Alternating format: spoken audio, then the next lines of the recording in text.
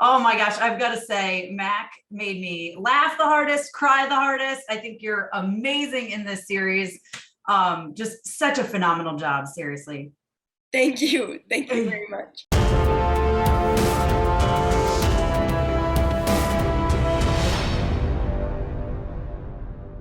All right. I'm Tessa Smith with MamasGeeky.com. Thank you guys so much for taking the time today. Big fan of both of you guys' work.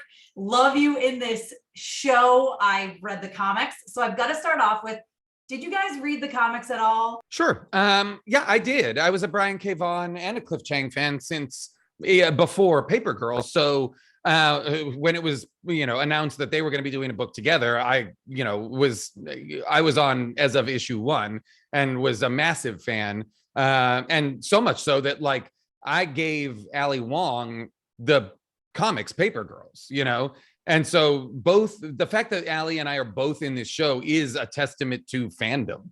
It really is. We were fans of these stories and I actively like lobbied to try and get this role. I wanted to be grandfather just because I thought it was such an iconic role. I was so excited. I was so excited just that they were even making the show, just because it was so beloved on my part. That's awesome. Well, you're a great choice. So good in the show. So good. Thank you.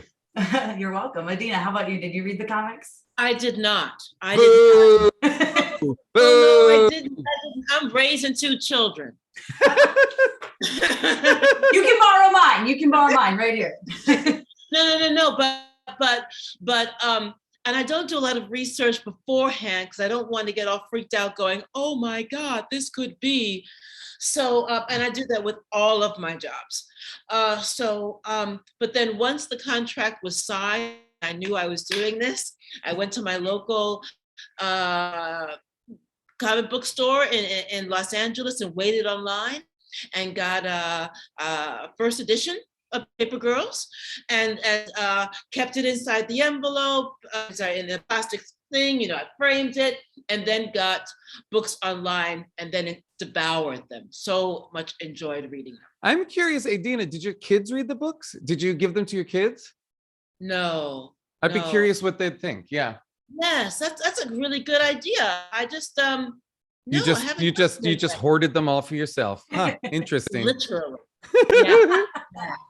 I read it while I was auditioning. So as I was about to test, I bought the first book and I read it and I instantly fell in love.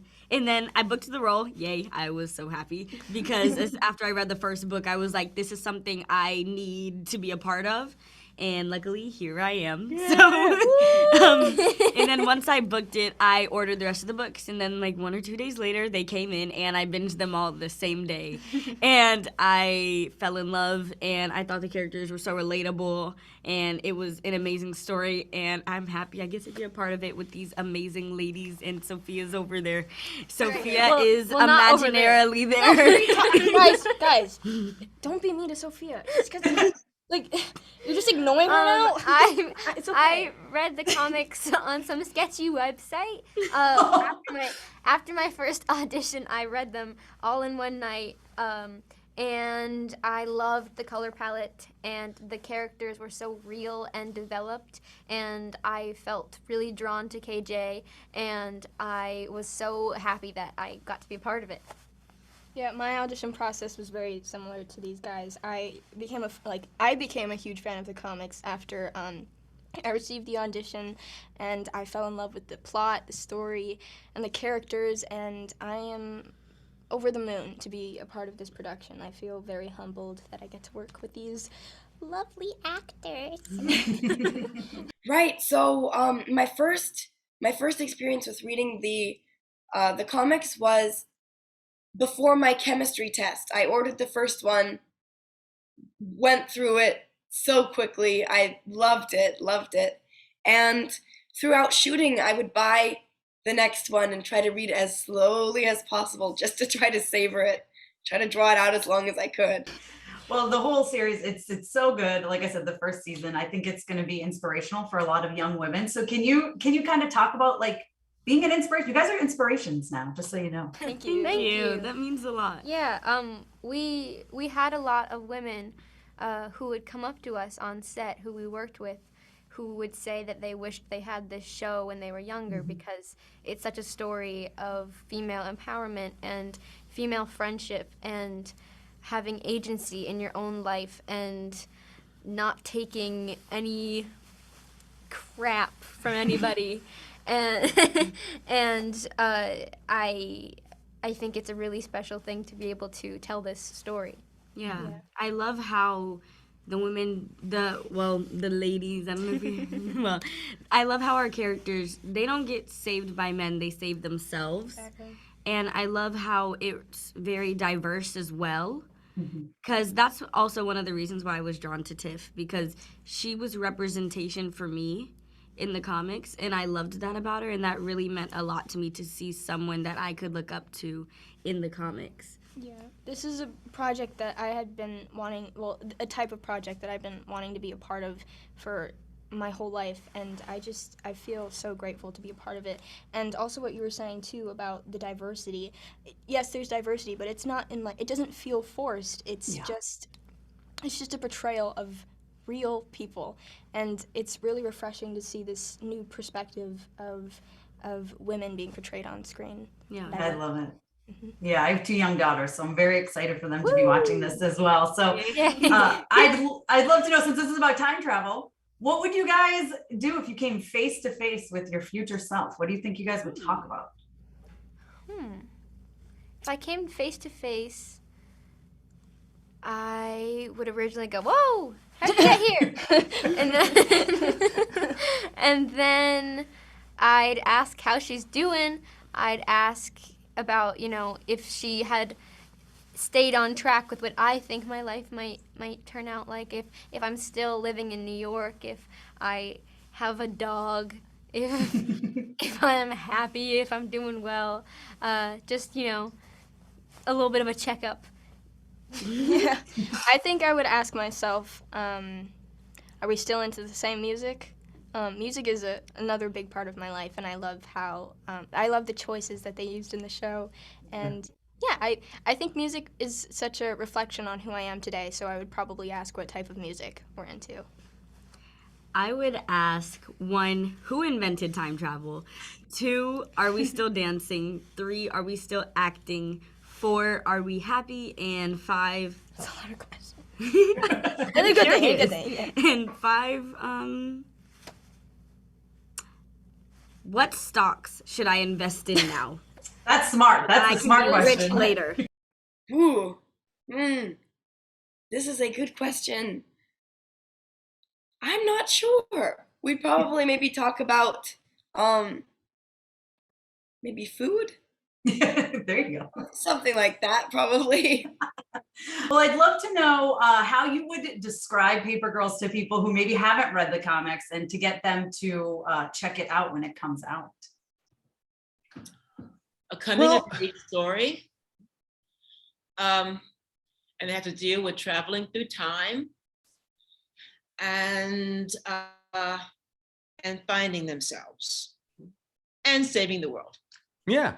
No, I think, that's what I love about the book. That's what I love about the show is that, yes, it's this sprawling, time travel story that's kind of careening through, the far distant future and the much distant past, and also all these iterations of the present, and that it's a coming of age story inside of that. It's like it's that transition between childhood and young adulthood, and then also all of these young adults, all the Paper Girls, getting to meet their adult selves. So each of them gets to have like multiple iterations of finding out how to become who you are, and I think that kind of a human story of coming of age, of growing up, of what it is to be cognizant of the choices you make impacting the future life that you have, set in this backdrop that is like dinosaurs and spaceships and laser guns and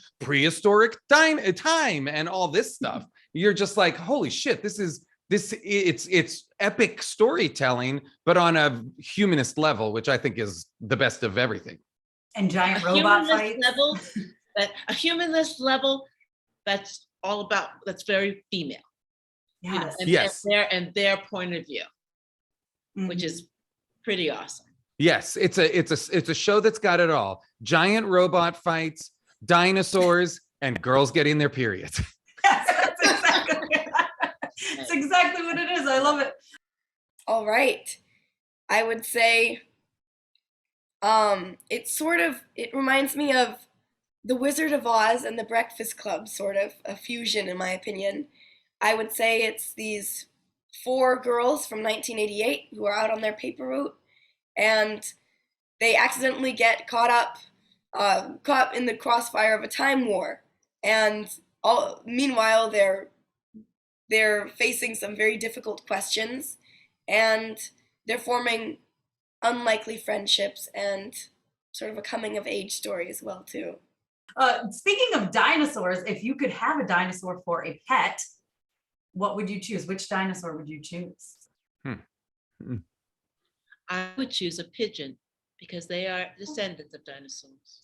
I have a pet dinosaur. His name is Doug, and he is a stuffed animal. He's a Stegosaurus, and I go everywhere with him, and I can't fall asleep without him.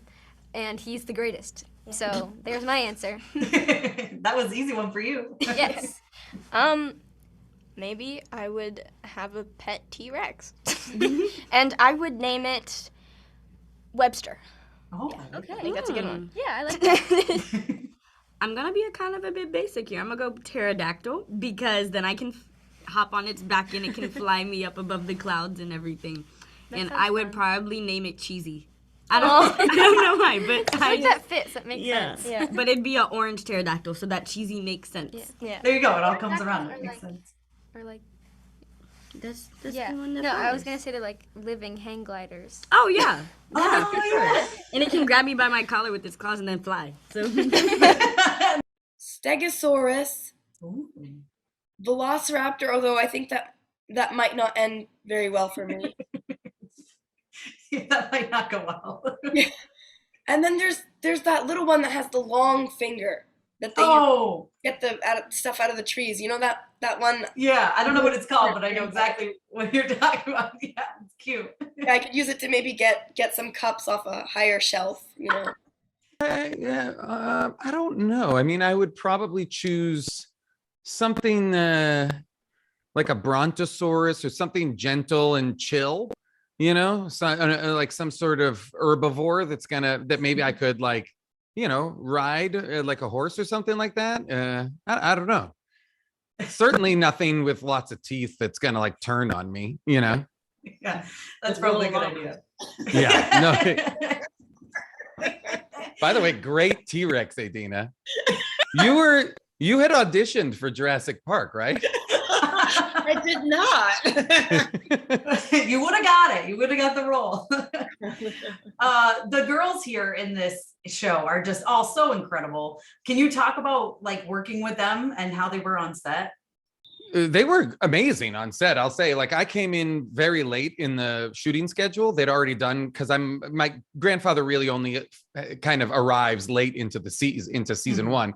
So the girls themselves had already become like best friends, and they were so vibrant and so alive and so excited and so like dynamic, just socially, just around. And then when we were working, they were incredible.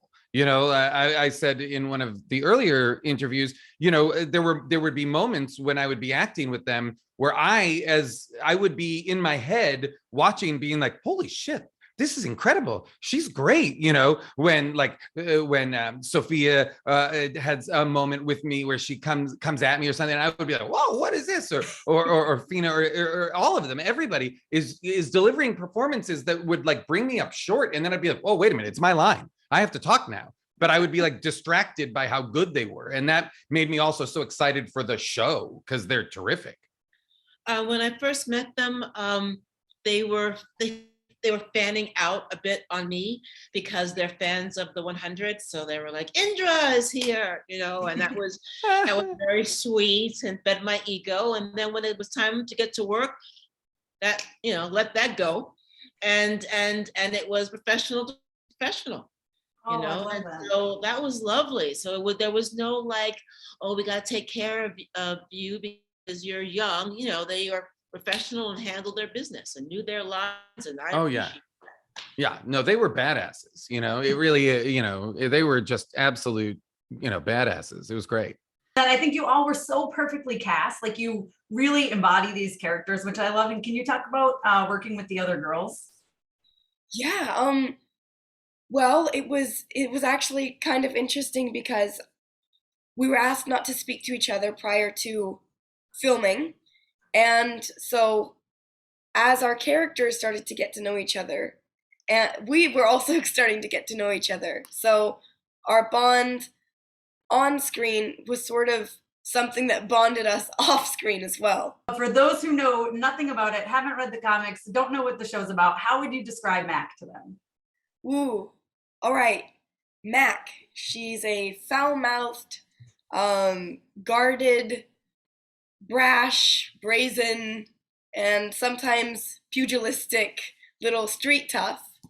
She's been brought up in a rough home, and she's a hard nut to crack, but she's a far more complicated creature than she lets on, and she has a heart of gold. No, oh, I love that. That's a great way to describe her. I love it. Well, fingers crossed for season 2. I know there's lots more to explore. So loved the season, and thank you guys so much for talking with me today. Absolutely. Thank you. Thanks so much, Tessa. Again, really, really love the series, the first season, and fingers crossed for second season because I need to see where this goes. So thank you guys. Thank you for your Thank time. you for having us. Bye. Thank you, of course. Thank you. Thank you, Tessa.